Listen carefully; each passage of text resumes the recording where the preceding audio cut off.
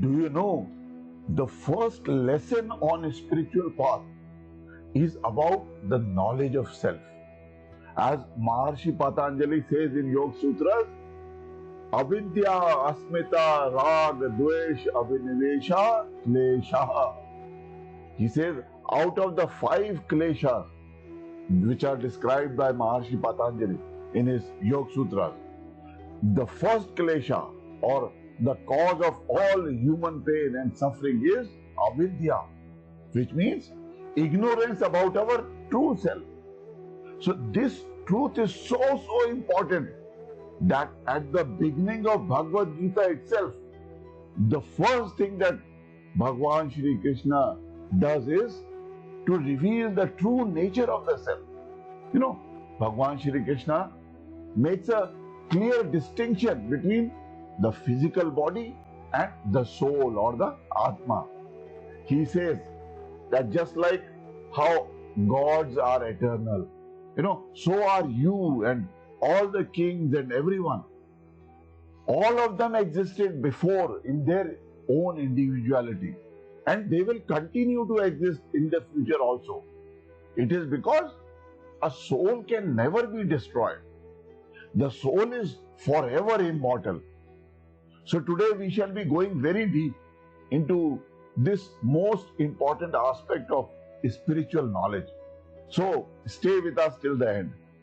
If you are able to just follow this series of Bhagavad Gita, I can guarantee you that you would get the key to design an extraordinary life for yourself. And if you have not subscribed till now, I suggest you to subscribe to this channel now so that you do not miss out on the forthcoming lectures in this series. But before we start, kindly allow me to pray my gratitude to my Guru. Om Ram Shri Kanhaiyalal Sharmaye Namaha. Om Shri Guruve Namaha. Lord Shri Krishna tells Arjun in this 12th shloka of chapter 2 of Bhagavad Gita, he says, Na toye vaham jatu nasam, na tvam neme janadhipa, na chaiv na bhavishyamaha, sarve vayyamataha param. He says, Lord Krishna tells Arjun that there has never been a time in the past when I did not exist, nor you, nor all these kings, nor will there be any time in the future, na bhavishyama, when we shall cease to exist. So in the Vedic tradition, whenever divine knowledge is imparted, it usually begins with the knowledge of the self. So Bhagwan Shri Krishna begins by explaining what we call as self, which is really the soul, not the material body. The soul is eternal, just as God himself is eternal.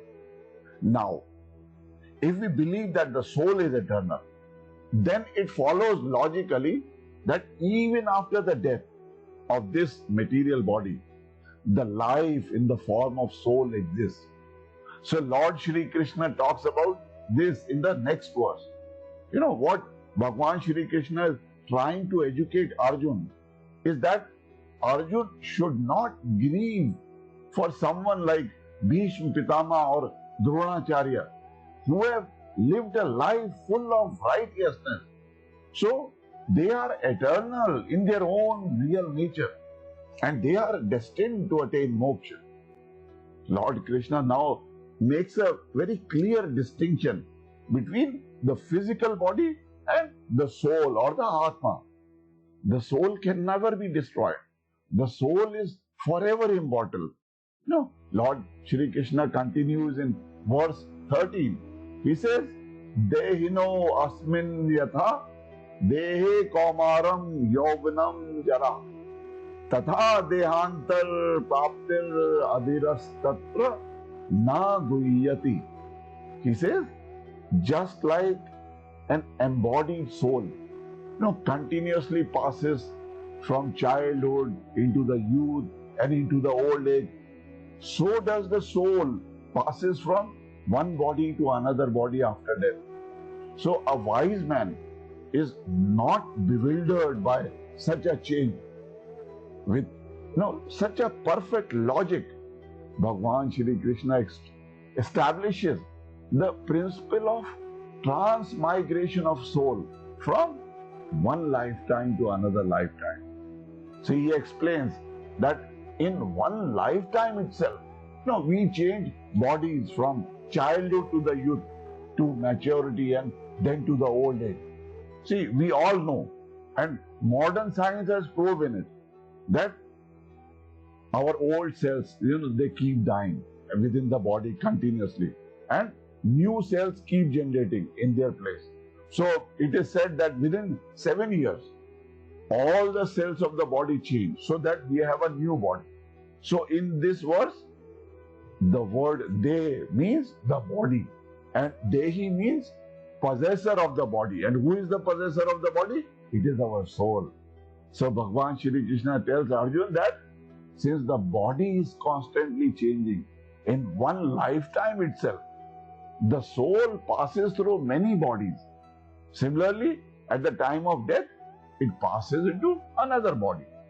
Actually, what we term as death is merely the soul which is discarding its old body. And what we call birth is the soul taking on a new body elsewhere.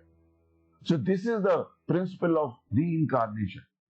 So according to Lord Bhagavan Shri Krishna, so the one who knows this truth is a Pandit, and such a wise man would never grieve at the death of a person, since the only thing that dies is their physical existence in the form of their body. So Bhagavan Shri Krishna, has previously declared that the wise men do not lament. But the fact remains that we still do experience happiness and distress at times. So what is the reason for it? He now explains this concept. Realizing that we are neither the body nor the mind, but we are the eternal soul. That is the true knowledge. And our soul keeps moving from one body to another body. Just like how changing clothes, do not changes us. That is why the soul, the true you, remains the same, though it keeps moving from one body to the other body. That soul, the real you, have existed before and will continue to exist in the future. Soul is the energy, and according to science, energy can neither be created nor destroyed, but can only be changed from one form to another. Similarly, the soul can transform from one body to another body, but it remains as it is, in its true form, unchanged, unmoved, unaffected by anything that happens around it. So the message of Lord Shri Krishna is very, very clear. Perceiving this distinction between our physical body and our soul is the true knowledge. According to Upanishads, knowledge itself is life. Knowledge is our being. Knowledge is our existence. Knowledge is what we truly are. If we become that knowledge itself, not merely as an intellectual concept, but as a substance that we are made up of, then we become free from the bondage of actions and move towards the moksha. When this darkness of avidya is removed by the bright light of true knowledge, it liberates us and frees us from all the emotional turmoils and pains and sufferings of the life. So if you wish to learn more secrets to design an extraordinary life, you join my free workshop, whose link is given below. And in my free workshop, I tell you the secrets to design your extraordinary life.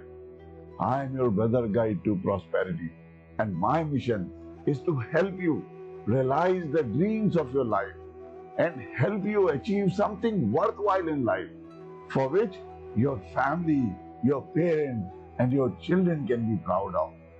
Om Purnamada Purnamidam Purnat Purnamudachyate Purnasya Purnamadaya Purnamevavashishyate. Om Shanti Shanti Shanti.